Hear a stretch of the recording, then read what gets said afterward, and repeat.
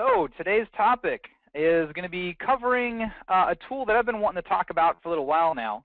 It's talking about some shared parameter management, and specifically the tool that we offer called Shared Parameter Manager.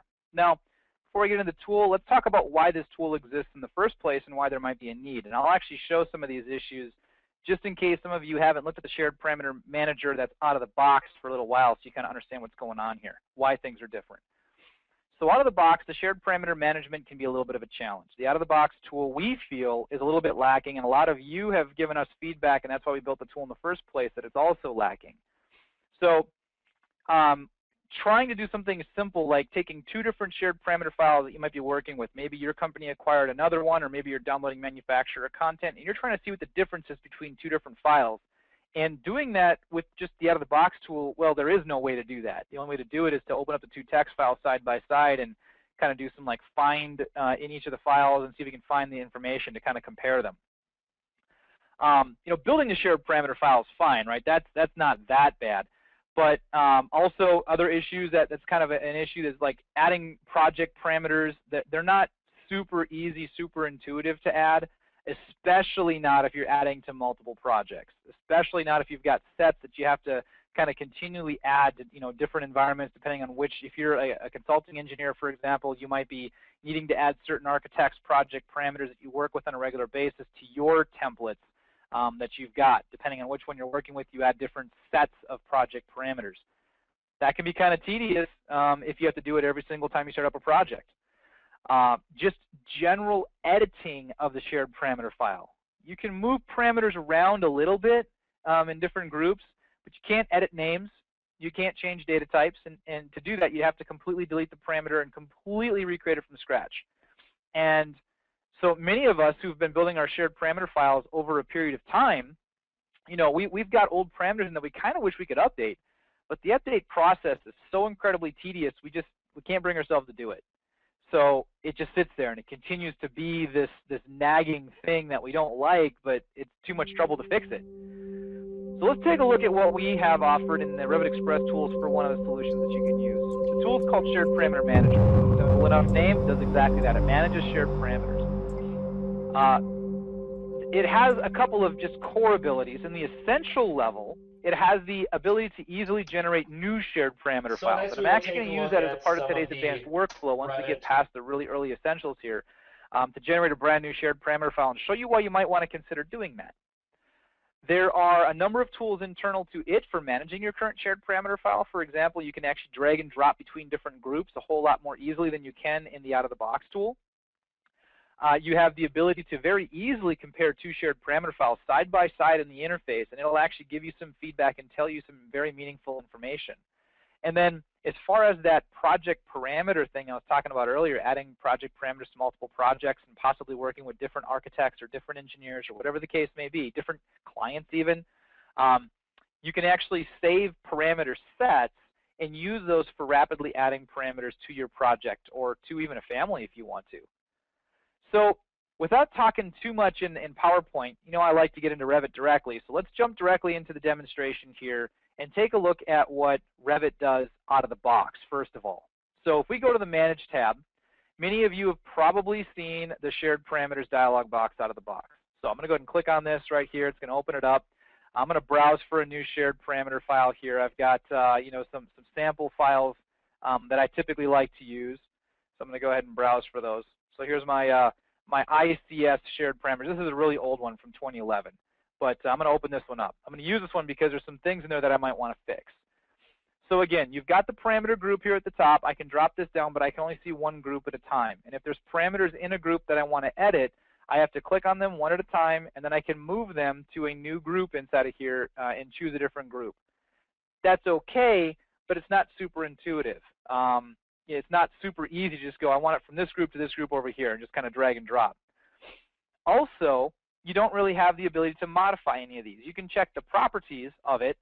You can see what it says it is, but that's as far as you can go. Can't change the name, can't change the discipline, can't change the type, and you certainly can't change the tooltip after creation, which seems kind of silly because this has nothing to do with the actual GUID, the global unique identifier of the shared parameter. So you should be able to edit this. You can't change the visible status of it. You can't change the user modifiable status, which is a new property in 2015.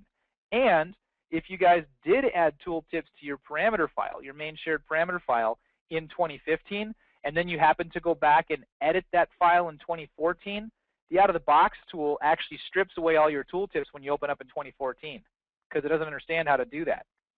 That's kind of annoying, so there's not really a lot of incentive for you to go through and add tooltips just yet until everybody's on 2015 or greater. So you can do things like renaming your groups and creating new groups. That's not a big deal. But when you create your groups, you have to create everything manually, and you can only create one at a time. So new group, okay. New group, new name, okay. So there's a lot of issues with this kind of interface right here. I mean, it's simple and it works, but it's not really necessarily the most ideal environment for editing your shared parameter files. So let's take a look at what the Revit, oh, and also one more thing, when you go to project parameters and you want to add a project parameter, you can go in here and say, oh yeah, it's a shared parameter. You can go through and choose, you know, which shared parameter it is, instance or type, and then you can choose the category one parameter at a time, but you can't really make that process super repeatable super easily. You could do a transfer project standards of the project parameters, but you also get the parameter values, and that you might not want to get. So kind of a two different dialog boxes for a workflow to add project parameters in, and it's kind of not super easy in some cases. Now, there was a question that just popped in about parameter files, and yes, I do want to answer this one right away because this is really important. The question was, I've heard everything from maintaining one master parameter file to each discipline maintaining their own discipline-specific shared parameter file. And the question was specifically, what is my best practice recommendation? And this is coming from a firm that is multidiscipline, architecture, structure, mechanical, electrical, plumbing, kind of pretty much everything in-house. And their standard right now is currently to maintain one master file, but the problem is they've got different rogue groups that are possibly maintaining their own. Well, here's my recommendation. My recommendation is that there's so much interconnectivity between the different disciplines. If you are one large firm like that and you've got multiple disciplines, even if you're a smaller firm and you still have multiple disciplines in the mix, I do highly recommend that you retain one shared parameter file. The reason why is because if discipline A over here is building some shared parameters for, say, electrical voltage, and then discipline B on the other side of the office is making that exact same parameter. Obviously, when those make their way into their projects, they're not going to work together. They're two different shared parameters. They may both say voltage, or they may both say nominal voltage, but they're going to be two different parameters, and suddenly, when the two different disciplines content crosses, they just won't communicate as well. So ideally, within a firm, I really think, I still stand on this, you should have one file, one shared parameter file, one brain in the entire company that is the master, core recipe book for how your parameters are defined. So what I would do is I would take, in that particular environment, I'd take those outside rogue shared parameters files, I would use the shared parameter manager using some of the techniques we're going to show today, merge the parameters that they've made that are unique in, and then get rid of that file. Like, get rid of it, delete it, move it off the network. It shouldn't be there. They should have one shared parameter file. Now, if there's users in those groups that belong editing your master shared parameter file, fantastic. Give them rights to that. If there are people that are kind of doing some silly things, and you'll find that out when you're actually looking at the shared parameter file itself. If they're doing some odd things in their shared parameter file, you definitely don't want them editing your master shared parameter file. But you definitely don't want them making a bunch of content that's using garbage parameters either. So you really want to make sure you closely guard this parameter file and give the right people access to it. But ultimately, you should have one. That's my ultimate recommendation. I've seen that work the best. Anytime you get more than one, you get a lot of problems. Okay, let's jump into the actual shared parameter manager tool here. It's one of the BIM manager suite tools. This is not a project suite tool, right? You don't want this tool getting in the hands of your everyday Revit user who doesn't understand family creation very well and doesn't fully understand shared parameters, because this tool can obviously help you in a big way, but you can also mass delete this file or parameters in general and really screw yourself over. So I want to warn you, give this tool to the right team of people. It's really important. That's why it's on the manager suite specifically. Okay, this is our interface for the primary management of a shared parameter file. We also have the load shared parameters tab over here, and this kind of replaces the out-of-the-box project parameters dialog where you can define new project parameters. And I'll show you how that works later on in today's presentation. First, though, what I want to talk about are some of the essentials of managing a shared parameter file. We're going to start by creating a brand new file. We're going to talk about the process of creating groups and some of the advantages that you have here with the shared parameter manager. We're going to talk about adding some parameters to those groups, and then we're going to talk about taking your company standards file and managing it, and then we're going to talk about what are some of the advanced workflows I'd recommend. So a lot of topics in today's webinar.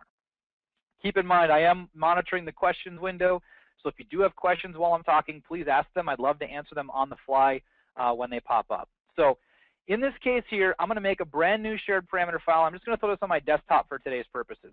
So new shared parameter file out here on my desktop. I'm going to give this a date. I'm going to call this the 2015-06, what is today, 02, I believe. And this is going to be the RET demo shared parameter file. All right, so that's the one that's on my desktop right now. Go ahead and save that. Now, when you first make a shared parameter file, of course, it's empty, right? That's the default. You guys, many of you have built shared parameter files. You haven't been here for a long time because usually you've got a shared parameter file that's been developed already. But one of the first things you have to do when you first build a shared parameter file is create a group, at least one group. And most of us, what we'll do is we'll make a group based on whatever family we're building. If I'm building a door, I'll make a door group possibly. Or depending on what your organizational structure is, there's a lot of different opinions of what the organizational structure should be. I'm going to give you my opinion. You can take it for what you want.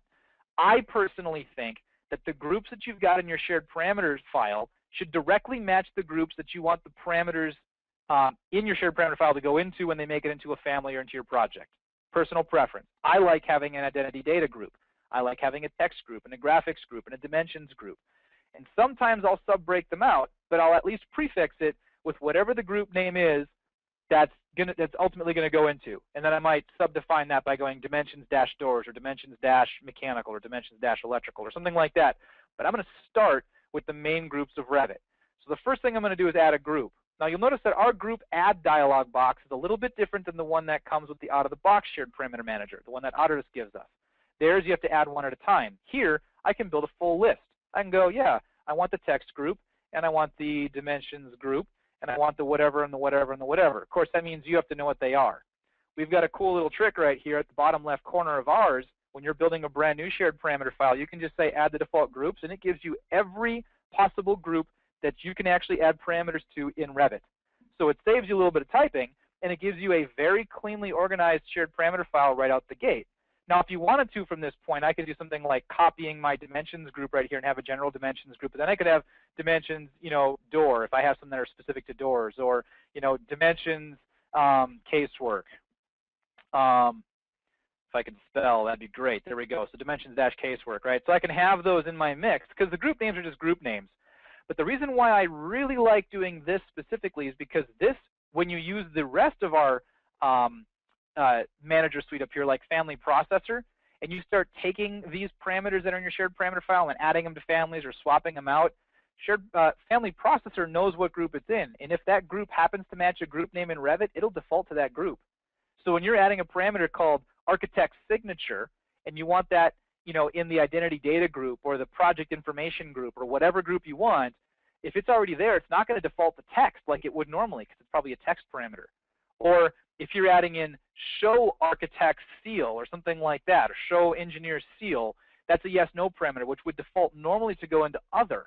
But if you've got that in graphics, it'll default to graphics. So you've already kind of pre-organized yourself.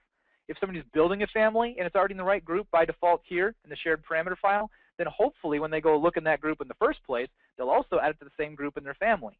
They might not, but at least you're kind of giving an idea. You're giving a hint, and you're reminding yourself where you want it to go, because sometimes I forget when I'm building families where I want a parameter to go. This is my cue when I'm making it a shared parameter. So I like this technique. You might take it and use that. You might not. It's totally up to you, but I recommend at least considering it, and here you can do it very easily. And you're going, but Sean, I've already got a shared parameter file. I know. I'll get there. Give me just a minute here.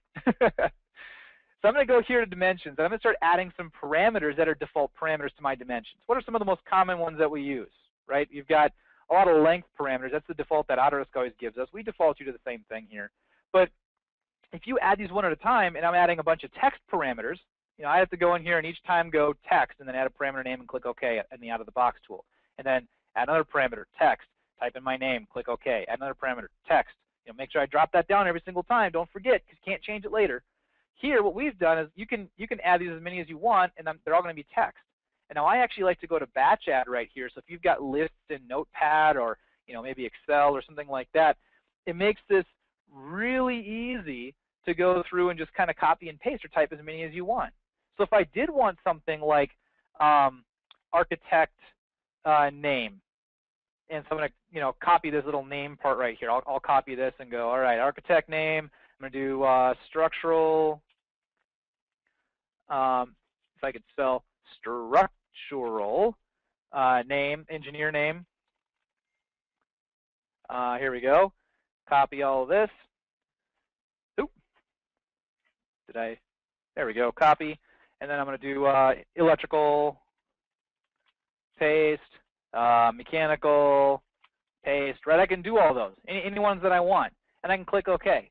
They're all here. They're all text. And I don't want them grouped in dimensions, actually. Where I want them grouped maybe is, I don't know, I'll put this in identity data.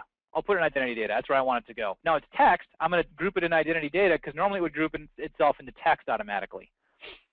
It is user modifiable. It is visible. We let you check these by default. You can set a tooltip right away right here for each one of these if you want to. Ultimately, I can create these, and they all 4 get created here underneath identity data automatically. So real easy to create a bunch of parameters. Now I was talking about dimensions, right? So let's just add this again real quick. Add common length dimensions, batch add. I'm going to type in a few. Got length, got width, we got height, and we've got depth, whatever, right? You can add a bunch of these in here, and you can click OK. And tooltips, again, user modifiable, visible, and you can create that.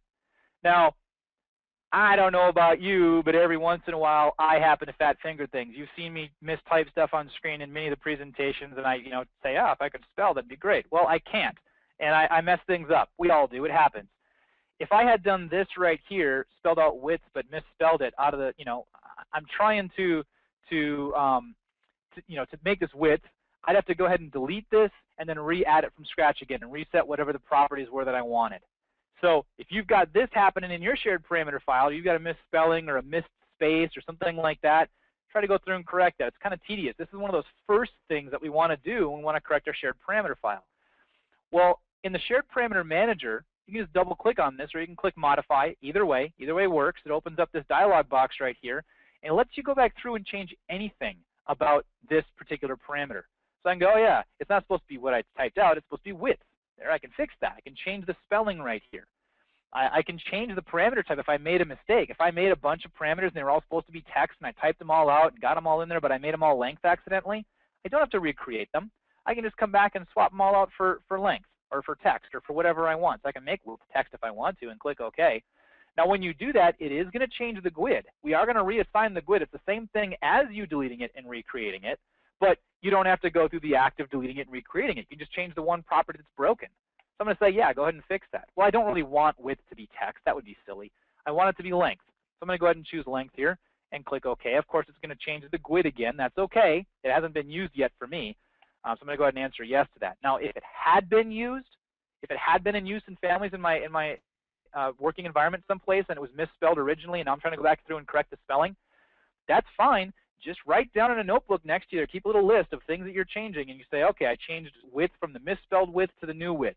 Then you can come back later on with Family Processor and swap the families across your entire network, or swap the parameters across your entire family network from the old misspelled name to the new correctly spelled name, to the new one with got the space in there. It's got the correct caps and smalls. It's got, whatever the case may be. You can go through it and start fixing those families on your network once you get your shared parameter file all set up and ready to go. All right, I'm going to save this file here on my desktop. So this is my new shared parameter file. Now I'm going to come back through later on and delete these 4. I'm going to show you why in a minute.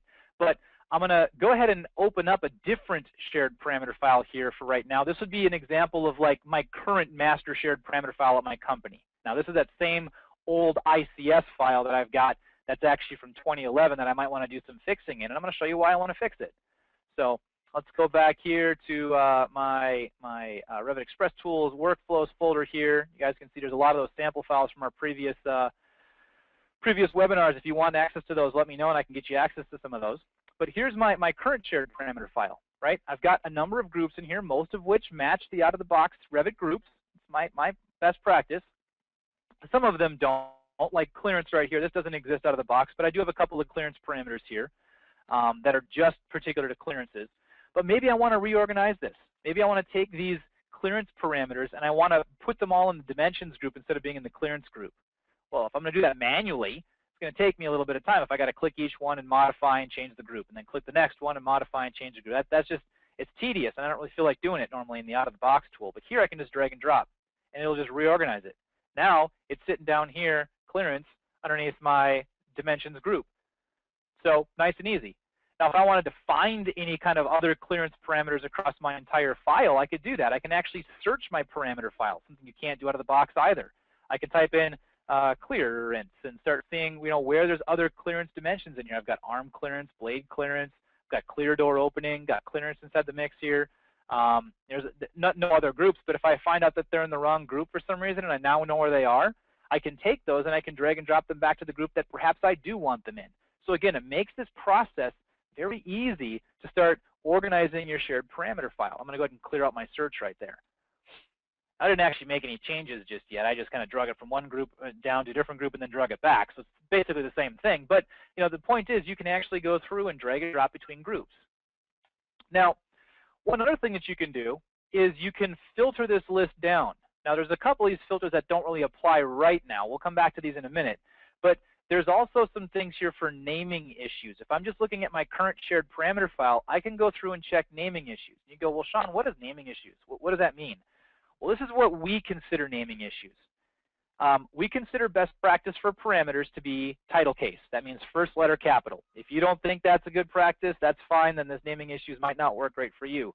But if you do approve of that, fantastic. That's good because then this tool will actually check for title casing. You'll notice that anything highlighted in yellow is considered to be an improper name. It contains either illegal characters or it's not title case. And in fact, when you mouse over it, it'll tell you this parameter name contains illegal characters. It's got a hyphen in it. Mathematical characters are considered bad form in naming conventions. And so it's letting me know that. This guy down here has got a period in it. It also contains illegal characters.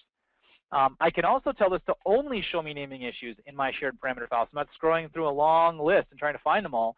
I can actually have them all just filtered out and show me just those that have naming problems. So down here, for example, one of those that might be a naming issue, if I can scroll down far enough here, yeah, things like right here, my IFC parameters. Now, these are IFC parameters. Therefore, they're kind of standardized because that's what IFC does. I might leave them this way because they aren't supposed to have spaces to be IFC exportable. But there are some other parameters in my actual parameter list, I believe, that are also not spaced out properly. Maybe I'm wrong. All right, whatever. Doesn't matter. I'll take one of those IFC parameters. I'm going to modify it real quick. I'll take this first one here, acoustic rating. If I edit this, if I do have parameters that don't have a space for some reason, or maybe they have spaces at the ends of names, I can find that. I can fix that. I can click OK. Of course, it's going to change the GUID. I can answer yes, and it'll go ahead and update that to no longer be a naming issue. In fact, it'll then remove it from my naming issues list here. So one way you can go through your shared parameter file is simply show naming issues, and if your standards are the same as mine, where you expect title case and you don't want mathematical characters, and you don't want spaces at the end of your names, this can be a really easy way of going through and actually kind of fixing your files. All right, because each one of these, it'll tell you what the actual problem is. All right. The next thing that you can do with this is you can compare two shared parameter files side by side. So let me do this. I'm going to browse for that original one that I made earlier today, the one for today's demo. So here's my RET demo shared parameter file of 0602. It was just made today. I'm going to open this up so it shows it over here. And I'm going to actually switch these two so that it swaps my master file over here. So it's going to put my brand new one over here as the master, and it's going to put my old shared parameter file over here on the right as not the master. You go, well, why would I want to do that? Well, sometimes the easiest way to reorganize and fix your shared parameter file at your company is going to be to start from scratch, because there's a lot of garbage in our shared parameter files that we've just accumulated over the years, and sometimes we don't need as much as we thought we did in the first place, or sometimes there's a lot of duplication. And finding that in the shared parameter file when there's thousands of parameters already there can be kind of tricky.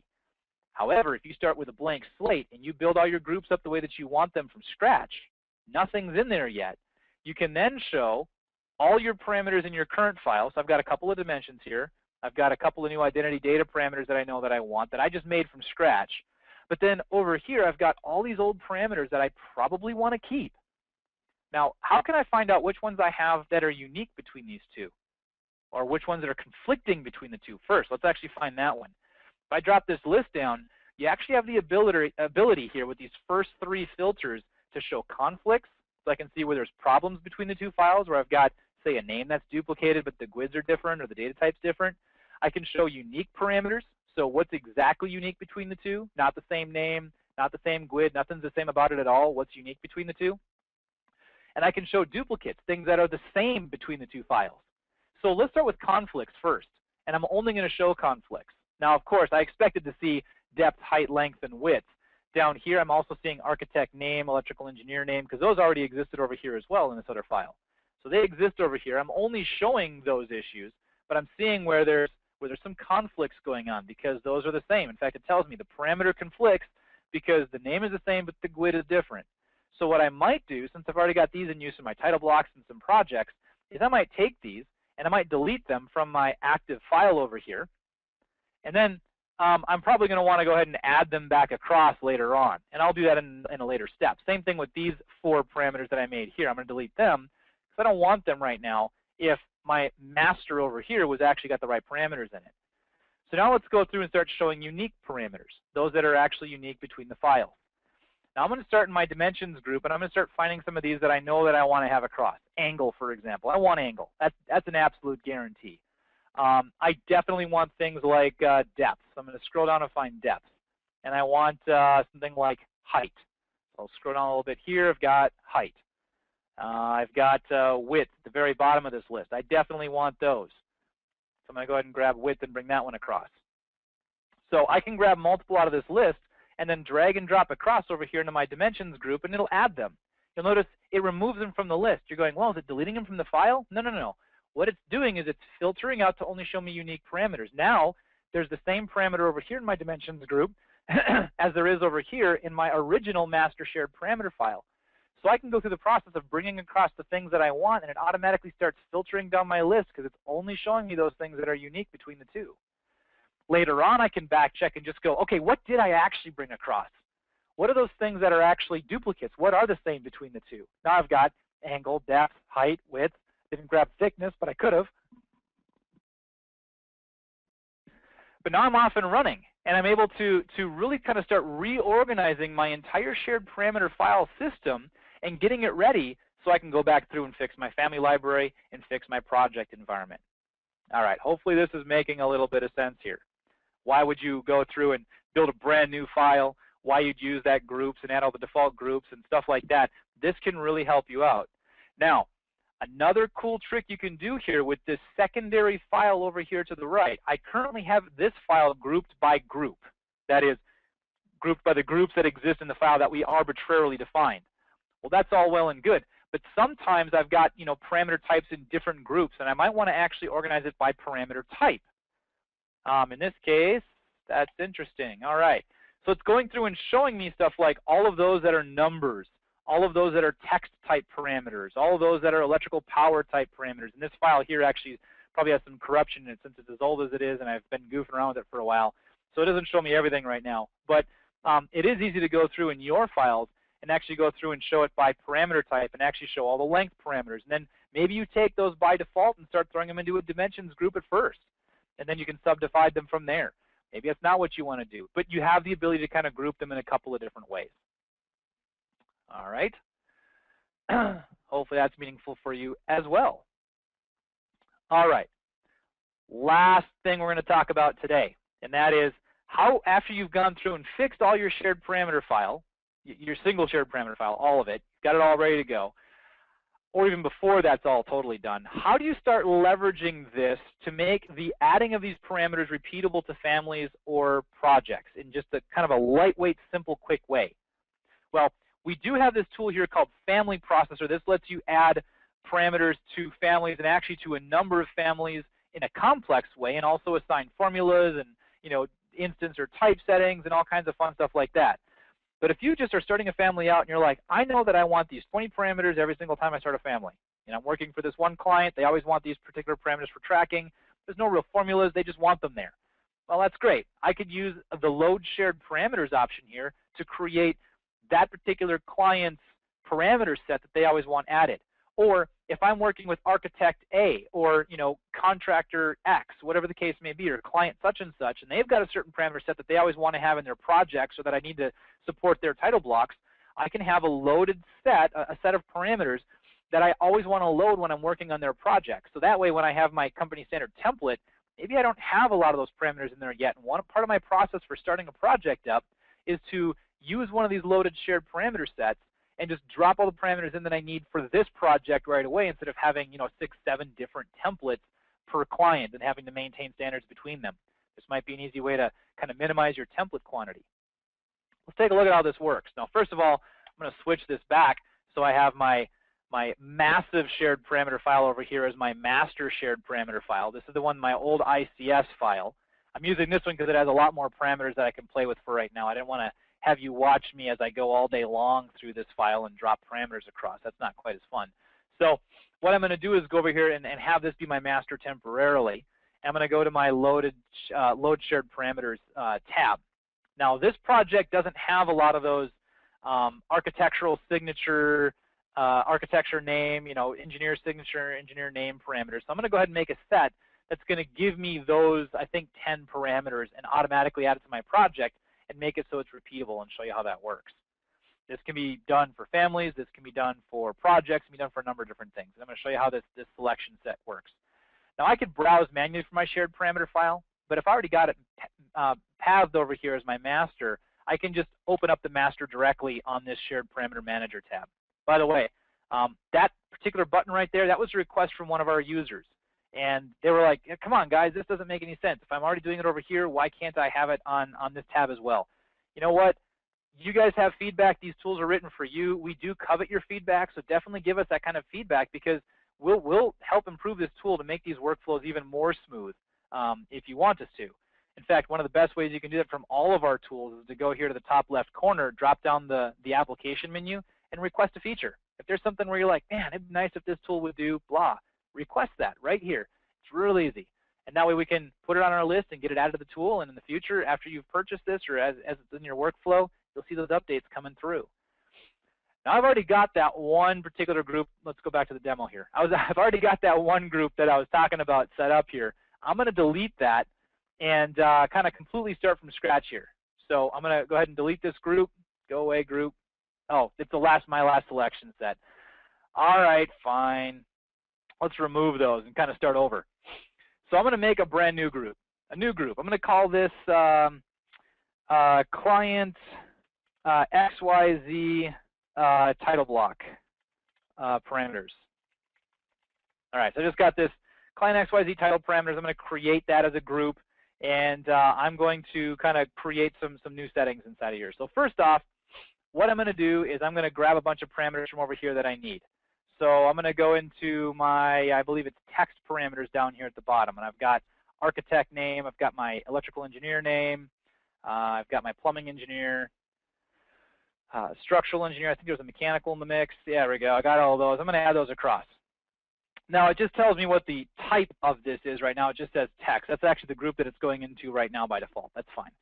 I also want to go into my graphics group over here, and I'm going to grab, let's see, show architect seal, electrical, mechanical, plumbing, and oh, look at that. I misspelled my show structural seal. Fantastic. So I probably need to fix that, but I'll fix that later. I'm just going to add this to my list for right now. All right, so I've got those in here. They're currently grouped by the Revit group. I could also group it by parameter type, telling me that these are text and these are yes, no's. It doesn't really matter. I like grouping it by the group that I want it to go into so I can kind of create some sets based on this. Now what I'm going to do is select all 10 of these, and I'm going to tell it where in my project these are all going to go. See, in the normal out-of-the-box add shared parameter dialog, you can do this one at a time. Add shared parameter, make your selection. Add the next parameter, make your selection. Hopefully you grouped it right. It's kind of difficult to go back and reselect some of these things sometimes. In this case, I'm just going to go through and say, this is all project information. So I'm going to go through and say, yep, project information. That's an instance parameter. It actually highlights it, tells me that this is definitely only instance information, kind of color code some of this for you. And then what I'm going to do is I'm going to tell it specifically as it adds it to my project what group it's going to get added to. So I've told them that all 10 of these are project information. These 5 right here, these are going to get grouped into graphics. So that's going to go to graphics. These 5 right here are going to go to text. Tell them to go to text. So that's where they're going. So I've got that all set up. Now it's already saved. It's done. It's ready to go. I can just shut this down right now. That setting's already done. If I wanted to, I could load it into my project, but I can just close it. So the next time I start up a project and I'm like, yeah, let's get that client XYZ's title block set up and ready to go. Instead of me going through the process of manage, shared parameters, new parameter, one parameter at a time, whatever, or whatever the case may be, it kind of takes longer. Sorry, project parameters, add parameter, shared parameters, select, grab project information, grab the right group, click OK. Add the next one, shared parameters, select, grab the right group, click OK. Gosh, that takes forever. Here, what I'm going to do with the new tool is I'm just going to go shared parameter manager, and I'm going to go to my load shared parameters and browse for my shared parameter file, which is right here. Not that one. It's the one that's on my network, my master shared parameter file. So let's go to here and grab the correct shared parameter file. All right, so now it has my little, different groups that are inside of here for whatever sets I've got. And I've got client XYZ title parameters. Grab that. It already knows the 10 parameters I'm supposed to be using for my shared parameter file. If I click on this, it already knows what the discipline is, what the type of parameter is, what group it's going into, that it's instance. It already knows it's going into project information. That's true for all of these. It knows what's going on. So all I have to do is click load parameters, and I can click yes. It's going to go ahead and load them into my project, all 10 of them, puts them in the right groups, assigns them the right settings, and I'm done. Right? Quick and easy, no transfer project information, no transfer project standards, trying to find the previous project that has the right stuff, but a bunch of other garbage. I get the 10 parameters that I need for this particular workflow. Super easy, super straightforward, directly based on my shared parameter file. Again, this is a manager tool. It's not a user tool. This isn't for users to start setting up projects. It's for a manager to get in there and add the shared parameters correctly, but save you, 20 minutes of time of you doing this process here manually. You've already done it once. You set it all up. You're off and running. There's one other thing I want to show you about the shared parameter manager for those of you who are working in projects that might have gotten a little squirrely, or if you're working with families and you're trying to deal with the shared parameters, you can't figure out where they're coming from. There's one more trick here. There's a button at the top here for exporting shared parameters. If you drop this list down, you can export the shared parameters from a project. That is just this project right here, and that basically is this project's parameters. It'll let you export them to a brand new shared parameter file. It defines them externally. I was actually dealing with a client recently who had a bunch of shared parameters in their project that kind of got migrated in from other clients' files. They had no idea where they came from, and they couldn't recreate them, and they couldn't deal with them. So we exported them all out, and we're able to do some work with that. There's another trick here. If you've got a bunch of families in your project, you can also, if you're trying to pass this off, for example, to, say, the owner in the future, but you only want to give them the parameters that they need so that they can do some facilities management, some whatever the case may be, you can export the parameters from your active project and all the families in your active project to a single shared parameter file, and then they get all those parameters, and you can give them the project, the parameter file that they need, not all the garbage that you've got in your main shared parameter file, and again, you're off and running. This might also be an interesting way for you to start a new shared parameter file if you kind of kick these all out from your project and families. Maybe not. That might be a little sloppy, but you have the option of doing that. All right? Okay, I've gone through a lot of different functionality that you can work with here with the shared parameter manager. Managing new files, kind of managing existing files, merging them together, comparing two files side by side. So those of you who do have people in your company going rogue and building extra shared parameter files, you can compare the two, get the things that you need, and discard the things that you don't want. So nice workflow there. And then also talking about saved shared parameter groups, another advanced workflow you can use to very easily define parameters in your projects rapidly, depending on what client you're dealing with, depending on what architect you're dealing with, whatever the case may be, or even depending on what kind of family you're building. This might be meaningful for that as well.